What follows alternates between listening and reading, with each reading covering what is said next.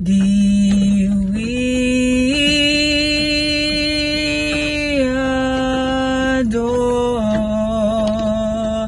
eternal name, and humble to thee. How feeble is our mortal frame, what dying words are we? Pleasant good morning, good night, or wherever you might be, a pleasant good day. I am Sister Aisha, and today's topic for today is the state of my bedroom also match the state of my heart. Okay. And honestly, what this topic is basically saying is that right now, if your bedroom is messy, then your heart too is also messy. We're gonna get into this, right? So I want you to be reminded that the environment that you're in, the host that you keep around you, and not only the host that you keep around you, but the place that you dwell in can affect the condition of your heart. It can affect the state of what your heart lies in, right? The more you leave things undone in your bedroom is the more you will feel undone. So you ever realize that when your bedroom is like messy, or your room or whatever is messy, you feel stagnant, you feel like you can't do anything because you just can't think, you don't know where to start, things like that.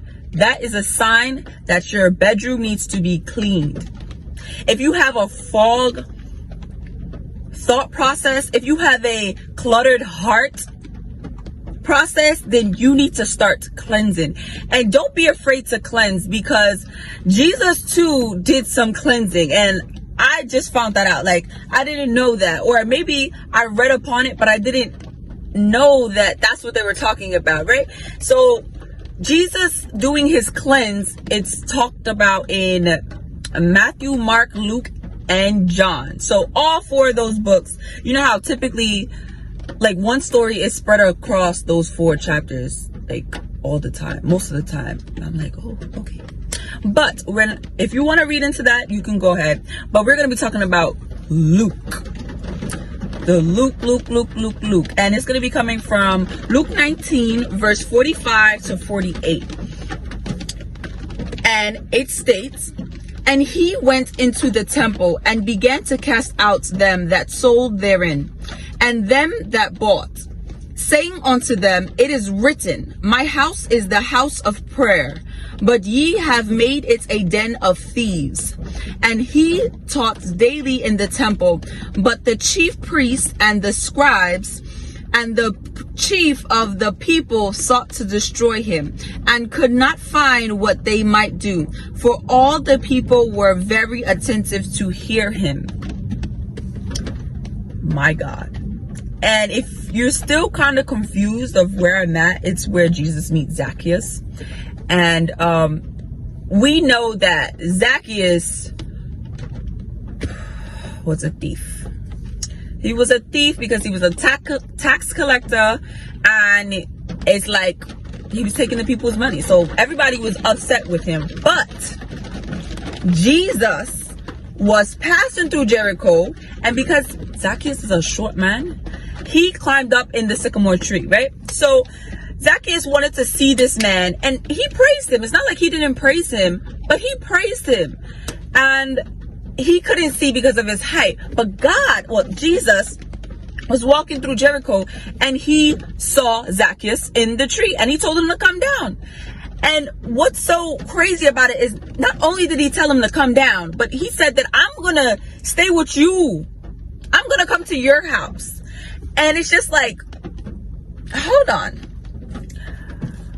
My bedroom is cluttered right now, and I don't think I can have Jesus come into my bedroom. And when I talk about the bedroom, I'm not talking about the physical aspect of a bedroom. It could be the things that you're doing. If you're I said thieving. If you're categorized with thieves, if you are that person that have malice, if you're that person that can't get right because they can't think right, you don't have no space, everything about you right now is unclean, basically. That's the bedroom I'm talking about. Like, you don't have no love, you don't have no care, like you're not able to submit because your bedroom is cluttered. And once your bedroom is cluttered, that leaves no room for your heart to be in the right and good condition that it needs to be in, to carry on, to speak, to have that love, to have that care, to not be that thief, not be that liar, whatever the case may be. Your bedroom must be clean in order for your heart to be in great or good condition. And I want us to keep that in mind. Keep that in mind. And once your heart is in great condition, you see how Zacchaeus, he didn't wait for God to tell him what he has done. He did not wait. He began to confess about what he has done, what he's going to do, what he wants to change. So until you realize the things that you want to be cleansed from, your heart wouldn't know what to project. And once things project from your heart, you see it in your actions. He began to confess. Are you willing to confess for your cleansing of your heart? Are you willing to confess for the cleansing of your heart? That's where we're going with this topic. That's exactly what we're going with this topic. And I appreciate this story. I appreciate the way Jesus handled Zacchaeus, because the state of your bedroom without you talking to God will reflect on the way you feel about God. Believe it or not. You can't not share the things with God, what's hindering you, what's bothering you, and expect him to change for you and change the things around for you, to cleanse, to come through and do that cleanse that you're seeking, that you want, that desire. Remember, when you're thinking about bedroom and heart, remember the topic says your bedroom. Well, let me say it like this: my bedroom, my heart. Not someone else's bedroom and someone else's heart. It doesn't matter about their bedroom and their heart. It matters what's going on within you. What is going on with you? What do you need to change? What do you need to cleanse? What do you need to ask God to help you cleanse? To have a heart that will be in good condition to serve him wholeheartedly. What is it about me?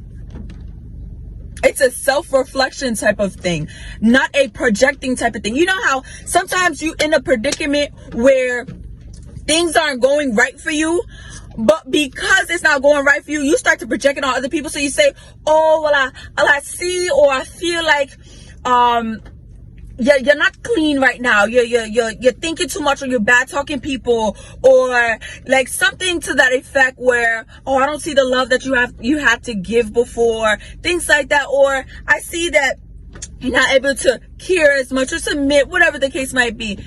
And it's everything they telling you, it's about them. It's truly about them. And I just want us to be careful of what we project, because that too can also affect the condition of our heart. I encourage you and I warn you in its entirety of this whole devotion. I love you all. Continue to be great and to continue to seek God. Share the word. And yeah, bye.